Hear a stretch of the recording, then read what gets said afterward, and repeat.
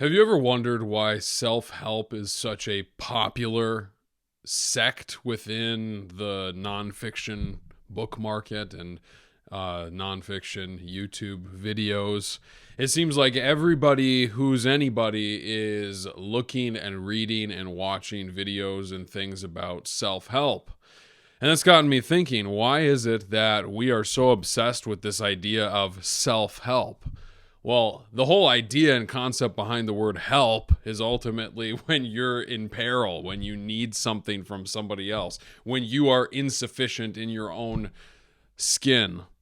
And so the idea of self-help is that you, as a human being, are acknowledging that you need help and you're working towards that. And so why is it, this leads to another question, why is it that everybody needs help, that everybody is so aware that they need help? And as I've kind of thought about this and just examined my own life, because there's an attraction to me to the self-help kind of movement that you'll find with people on minimalism, on how to be more productive, how to be focused, how to read this many books in a month, how to have a morning routine that's very structured and scheduled out. Like, this is very attractive to me. And so the question is, like, why are we attracted to these things? Why is it that we think we need help? And why, in our pursuit of help, do we turn to these kinds of things? Well, I think at the end of the day, it goes back to Genesis. It goes back to where Adam and Eve are created, and Adam is told what? He's told to keep and tend the garden. He's told with Eve to be fruitful and multiply, to fill the earth and to subdue it. The very first thing that Adam and Eve are created and told to do is to work, to be disciplined, to work towards, with the ultimate end of actually tangibly accomplishing something. And so this desire, this intrinsic and innate desire within humanity is that we were created for work. We were created to do things with purpose, intentionality, integrity, and to see these things through to their completed end. And unfortunately, one of the things that we've lost almost entirely as a Western society is the concept of discipline. And I'm specifically talking as a man to other men, but if you're a woman watching, this is relevant to you as well. But men have lost the concept of discipline. How many men wake up when they want to wake up? How many men stroll into work a few minutes late? How many men are seeking to try to dress as down as they possibly can when they go to work? How many men are not even working at all but are still living at home with their parents? How many men are actually putting forth true discipline in the way that they orient their day and their lives? Not many. And so because this is such a perpetual issue in our culture, it's obvious people want help. But here's what happens. This is the vicious cycle. What happens is they go and they watch these videos, and that's all they do. They watch these videos because motivation is great. You feel amazing when you have this motivation. Yeah. Oh, I would love to do these things. Oh, yeah, that sounds amazing. But there's a distinction between motivation and discipline. And for me, I was a strength and conditioning coach for a number of years. And one of the things that I know to be true, both in my own training, physical training, and in the training that I did with various clients, was that there's a huge difference between being motivated to train and being disciplined to train. And the clients that lasted the longest, that stuck with me the longest, were the ones who put forth discipline when the motivation was gone, when the motivation didn't exist anymore. And I can say the same is true for my training. There are days where I'm really motivated and I'm like, I'm going to hit this PR today. But then there are days where I'm like, I really just don't want to work out. And because there's no motivation, if motivation was the primary factor, well then, if there's no motivation, I'm not going to train. But what gets me up to get me training is the discipline. It's the discipline to keep doing the thing that you know is good for you, that's going to help you. And so these videos, these self-help things, they keep people in this perpetual cycle because what they offer is motivation, but they don't actually build any discipline. Discipline cannot be built apart from actually doing the thing that you want to do and that you say you're going to do. And so I wanted to turn to Scripture and talk a little bit about discipline, because Scripture touches on this a lot. But very specifically in 1 Corinthians 9, verses 25 through 27, Paul writes these words. Every athlete exercises self-control in all things. They do it to receive a perishable wreath, but we an imperishable. So I do not run aimlessly. I do not box as one beating the air, but I discipline my body and keep it under control, lest after preaching to others, I myself should be disqualified. So the message here is twofold. One, don't speak about things that you yourself are not actively doing. Don't speak about discipline if you yourself are not disciplined. Don't speak about the things you want other people to do if you yourself are not putting into practice. But furthermore, he talks and compares the Christian life to an athlete that exercises. And he says that an athlete exercises self-control in all things. Now, why is this? Well, because if an athlete is very disciplined in their training, but their nutrition is off, their stretching routine is off, their social life is such that they're staying up late and not getting enough sleep at night, then their entire athletic career is thrown off. And so in order for an athlete to be successful, they don't only need discipline in that which they're doing for their sport, they also need discipline in all other aspects of life, because all of those other aspects contribute and lay the foundation and framework for how successful they're going to be as an athlete. And so in the same way, Paul says we need to discipline our bodies and keep them under control so that we are not disqualified. And so as Christians, there's a spiritual discipline that needs to take place, and that spiritual discipline does come through exerting discipline over the flesh, over our bodies.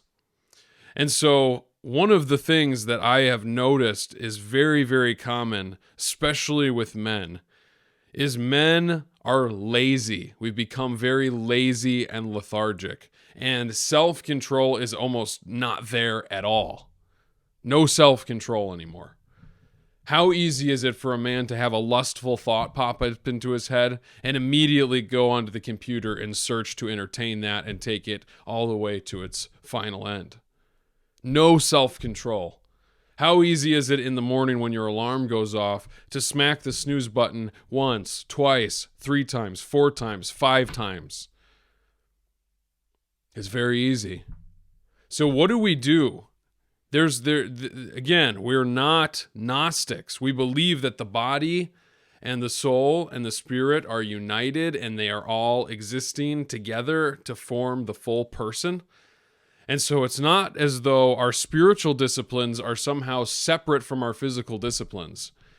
And in order for our spiritual disciplines and our spiritual lives to grow and to become, as Paul says, under control, we need to discipline our bodies. And this is one of the things that we as a culture lack. And again, why are we so attracted to self-help? We're attracted to self-help because at the end of the day, we know we were created for work. We know we were created with purpose and an end. But just watching and discussing and having conversations about the motivational feelings you get when you think about how great your life could be if you did all these things doesn't actually help you get there. You actually have to put forth effort. Now, to be very vulnerable with you, there have been lots of times in my life where I have lacked discipline in very key areas. I struggle to get out of bed early in the morning. I struggle to keep a list of the tasks that I need to get done. Sometimes a day will go by and I've gotten a few things done here and there when I feel like it, and the rest of my day is kind of spent doing what I want to do. These are things that we need to be aware of in ourselves, and we need to ask ourselves, where am I lacking discipline? And then we need to go and change those things, like actually change those things. Find an accountability partner to change those things. So one of the things that I've been doing is I wake up at 4:30 a.m. every morning now. Every single morning, 4:30, the alarm goes off. No clicking and then laying there for a few extra minutes. No, the alarm goes off, I turn it off, and I'm up and out of bed. I work out 5 a.m. 3 days a week. I wake up at 4:30. I'm out of bed. I journal. I write a daily devotion for locals. And then I'm dressed and I'm out and I'm training. I come in. I have my work day ahead of me. My phone is gone away from me. And as you guys know, I've deleted all social media. I put my phone away. I sit down. I have my tasks and I don't do anything until those things are done. No YouTube, no phone time, nothing. These are my tasks. I sit and I focus and I get them done. Instead of using my computer and YouTube, I've been trying to fill that time with reading. I have a goal of trying to read 3 books every month. And so now I'm starting to very intentionally take time and say, this time that I've filled with media before, I'm putting that away and I'm going to grab a book and read. These are all areas of my life that I'm trying to cultivate better discipline in. And even just the one of waking up at 4:30 every morning has made a massive difference in how my day goes. Because now that's something that I've mastered. Every single day, I'm up at 4:30. No excuses, no funny business. I need to get up, I'm out of bed, I'm ready to go. And that sets the tone for the level of confidence that I have that if I can be disciplined here, I can also be disciplined here, here, and here. And so in addition to all this, we need to be disciplined as Christians in our prayer lives.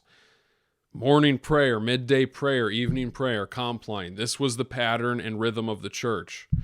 And I really think we should be looking up to these monks and monastics and ascetics who actually sat and did these things, that devoted their lives to living a disciplined spiritual life. Incorporate fasting.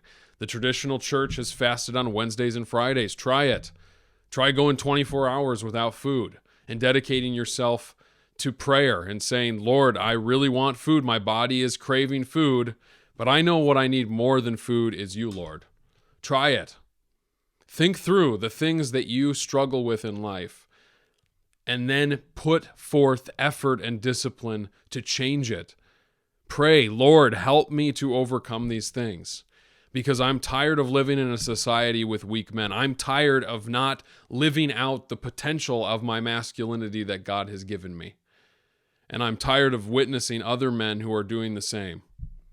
And so if you, like me, are sick and tired of living a non-disciplined life, and you want to make necessary changes to help you to become not just a better man in some secular sense, but truly a better man in terms of biblical, godly masculinity for your wives, for your children, or if you're single, for your future as either a single person or for your potential future wife.